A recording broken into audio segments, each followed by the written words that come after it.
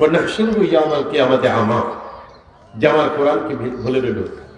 ঘরে কোরআন আছে তাকায় না, ঘরে হেদায়েত আছে ফিরে না। আল্লাহ বলে এমন লোকদেরকে আমি, যে চোখ থেকেও দেখে না, আমি তাকে হাসরে অন্ধ বানিয়ে উঠাবো। কি বানায়? অন্ধ বুঝেন? অন্ধ মানে কি?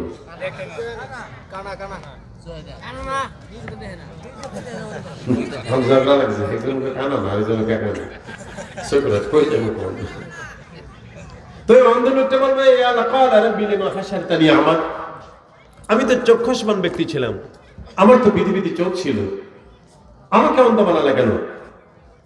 আল্লাহ বলবেন ক্বালা কাযালিকা আতাতকা আয়াতুনা, তোমার সামনে আমার কালাম ছিল। সুবহানাল্লাহ বলেন। সুবহানাল্লাহ।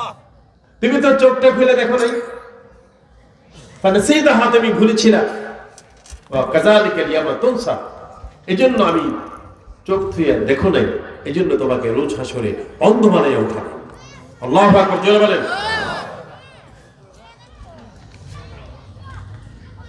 আপনারা শুনছেন পবিত্র কালামে পাক থেকে তাফসীর ইনশাআল্লাহ। নবীজির আসল মুজিজা হলো কোরআন। আসল মুজিজা কি? কোরআন।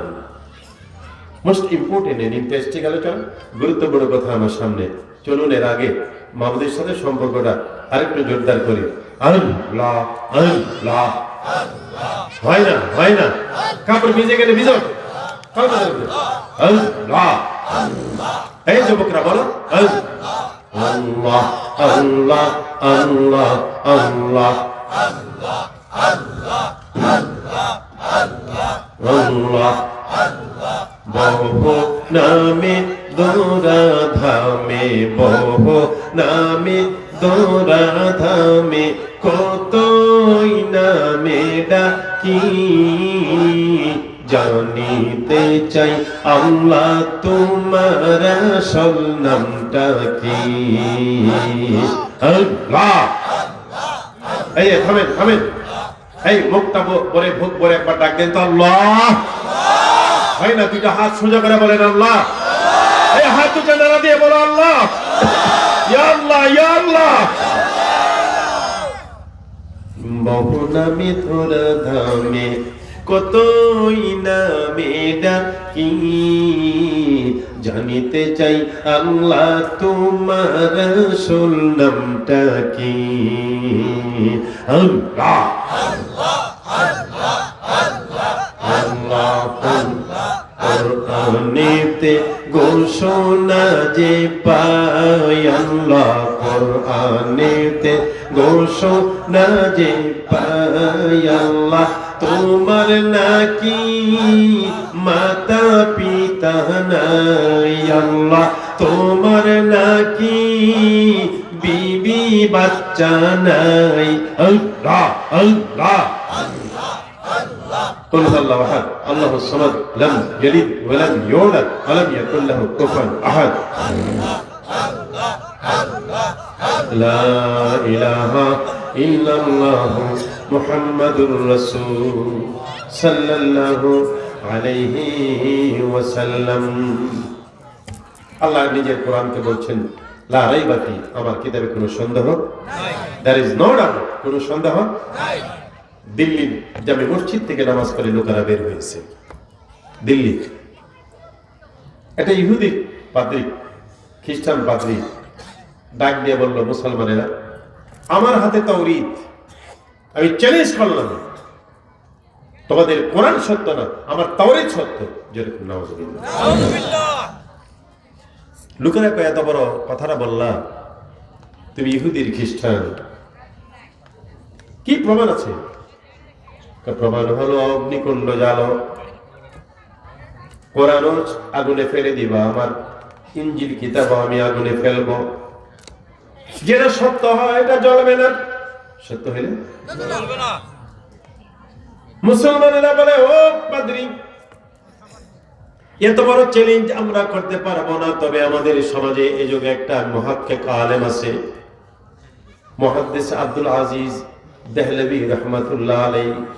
মুহাদ্দিস দেহলভী আব্দুল আজিজ রহমাতুল্লাহ আলাইহি, শাহুদিউল্লাহ মুহাদ্দিস দেহলভী রহমাতুল্লাহ আলাইহি সাহেব জানা, পাদ্রী রে চলো আল্লাহর ওলির কাছে চলো, তুমি চ্যালেঞ্জটা বলো।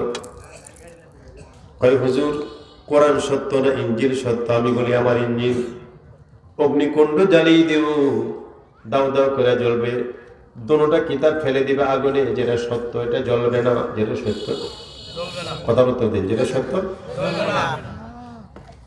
মুহাদ্দিস দেহলভী রাহমাতুল্লাহ আলাইহি আব্দুল আজিজ বলেন, ঠিক আছে রে পাদ্রী, বিশাল অগ্নিকুণ্ড জ্বালিয়ে দেব, যেটা সত্য এটা জ্বলবে না। তবে লক্ষ লক্ষ মানুষ ডাকানো হলো। আব্দুল আজিজ এখানে বসা, ওই খ্রিস্টানের পাদ্রী এখানে বসা। আপনারা বুঝাইতেছি, আপনি নেমকন আমার হুজুরে খ্রিস্টানের পাদ্রী বানান, হ্যাঁ? মনে কষ্ট নিয়ে দুজন দিবসে আব্দুল আজিজ মুহাদ্দিস দেহলভী রাহমাতুল্লাহ আলাইহি বলেন, রে পাদ্রী, ইঞ্জিল সত্য না কোরআন সত্য? আগুনে দিবা, তবে এমনি না, তোমার ইঞ্জিল তুমি বুকে নিয়ে আগুনে ঝাঁপ দিবা, আমার আল্লাহর কোরআন আমি বুকে নিয়ে আগুনে ঝাঁপ দিব। খেলা হবে, লাগছে খেলা। আমার ভাইয়েরা বাবারা, পাদ্রী, খ্রিস্টান পাদ্রী বুঝতে পারছে ঘটনা খারাপ, দুই হাত করে জোরে বলে, ও আল্লাহর ওলি আব্দুল আজিজ মুহাদ্দিস দেহলভী, আমাকে মাফ করেন, আমি চ্যালেঞ্জ করছি, ভুল করছি। আপনার এত বড় ঈমান, কোরআন বুকে নিয়ে আগুনে ঝাঁপ দিবেন, আমি তো পারবো না। চ্যালেঞ্জ করছিলি কেন? চ্যালেঞ্জ করছিলাম হুজুর, আমার ইনজিল কিতাবের মধ্যে এমন মেডিসিন লাগাইছি, যে মেডিসিনে আগুনে ধরে না, মেডিসিনটা লাগাই দিলে ওই যে ফরমালিন আছে না, ফলে দিলে ফসে না, আছে কথা বলবো না হুজুর, আমার ভিতরে ঈমান খুব বারবার। আপনি মজবুত ঈমানদার, বুকে নিয়ে চাচ্ছেন কোরআন আগুনে ঝাঁপ দিতে। ও লক্ষ লক্ষ লোকেরা, আমি অন্যায় করেছি, তোমাদের কোরআন ঠিক, তোমাদের ইসলাম ঠিক, লা রাইবা ফি যালিকাল কিতাব, এটা তো সকলে পড়েন না। আপনি যদি একটা দুইটা লাইন পড়েন, আপনি ছাত্র হয়ে গেলেন। যালিকাল কিতাব লা রাইবা ফি, লক্ষ লক্ষ মানুষের সামনে মুসলমান হয়ে গেল। যেরকম মারহাবা। কোরআন আমাদের সঙ্গী, কোরআন আমাদের বিপদে উদ্ধারকারী। আল্লাহর কালাম এটা ওসিলা, যেরকম কি এটা ওসিলা বিপদ থেকে বাঁচাবার জন্য আল্লাহর কোরআন। ইমাম গাজ্জালী রাহমাতুল্লাহ আলাইহি লেখেন ওনার কিতাবে, যার সাথে কোরআনের সম্পর্ক, যে কোরআনকে ভালোবাসে, যখন তার রূহটা কবজ হয়, রূহ বের হয়। কি বের হয়? এমন সময় দেখে একটা পাগড়িওয়ালা সুন্দর চেহারাদারী মানুষ সামনে দাঁড়িয়ে আছে। যেই লোকটা পাগড়ি মাথায়, সুন্দর চেহারাদারী দাঁড়ানো, ইমাম গাজ্জালী রাহমাতুল্লাহ আলাইহি লেখেন, এই লোকটা হলো যে যার রূহটা কবজ হয়, এই জিন্দেগির কোরআন তেলাওয়াত মানুষ হয়ে আসছে সামনে। রূহ কবজ হয়েছে, তাকায় আছে। গোসলের সময় লোকেরা গোসল দেয়, তাকায় আছে।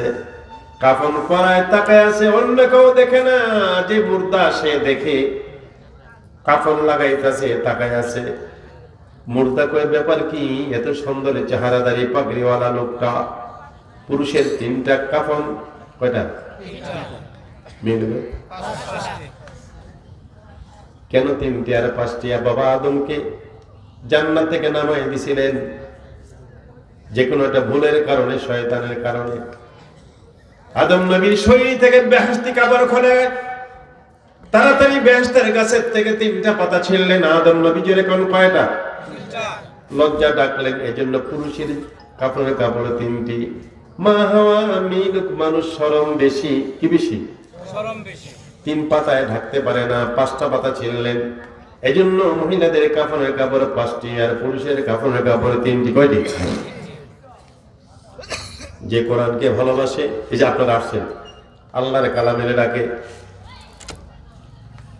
তিনটা কাপড়, একটার পর একটা, একটার পর একটা। শেষ কাপড়টা যখন কাপড় লাগাবে, লাশটা দেখবে ওই যে পাগড়িওয়ালা মানুষটা একটা লাফ দিয়া কাফনের ভিতরে ঢুকা লোকটাকে জড়াইয়া শুয়া যাইবে।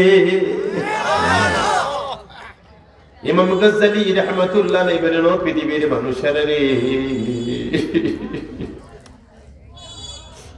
ও দুনিয়ার মানুষেরা, কোরআন ছেড়ে দিও না, কোরআনকে ভুলে দিও না।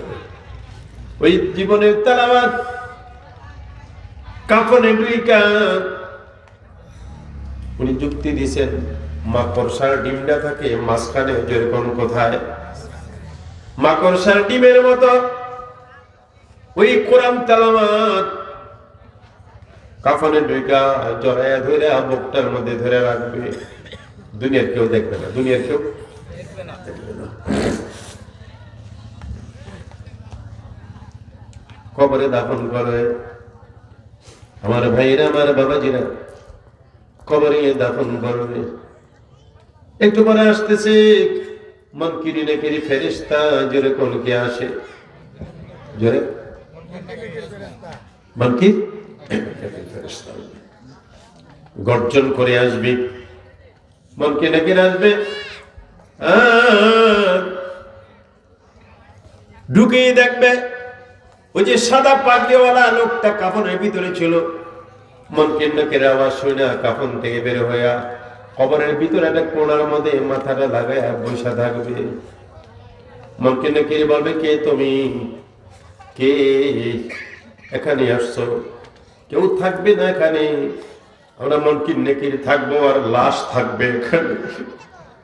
কি তুমি বেরিয়ে যাও, কথা বলো না কেন?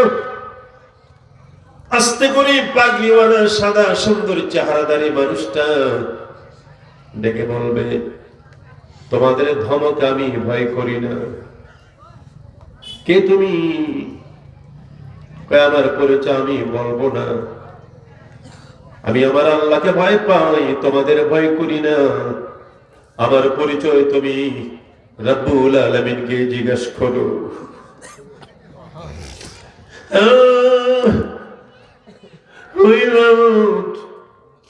কে গো? কবরের ভিতরে আমরা সওয়াল করতে আসছি গো আল্লাহ। এটা কি? আল্লাহ বলবেন, মুনকির নাকির, এটা আমার কোরআনের পাগল। যে পাগড়িওয়ালা সে হলো এই লোকের জীবনের কোরআন তেলাওয়াত। আল্লাহু আকবার, জোরে বলো, জীবনের কোরআন তেলাওয়াত। মুনকির নাকির বলবে, তাহলে তুমি চলে যাও। আমি এখন যাব না। কখন যাওয়া? আল্লাহর বান্দা, আমি কোরআন ভালোবাসতো, আমি আল্লাহর জান্নাতে ঢুকাইয়া দিয়া তারপর আমি বিদায় হইয়া যাব। আমি অল্প ছোট্ট একটা সূরা, ছোট্ট একটা তেলাওয়াত পারেন আপনি? কুল হুয়াল্লাহ সূরা পারেন না?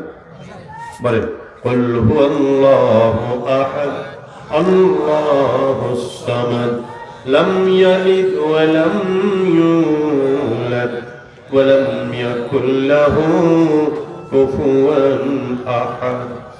এটা পারবেন না মাঝে মধ্যে পড়তে? নামাজ ছাড়াও তো পড়তে পারবেন। 3 বার পড়লে 1 খতম কোরআন শরীফের সওয়াব হবে। এটা নবীজির কথা। কয়বার পড়লে? 3 বার।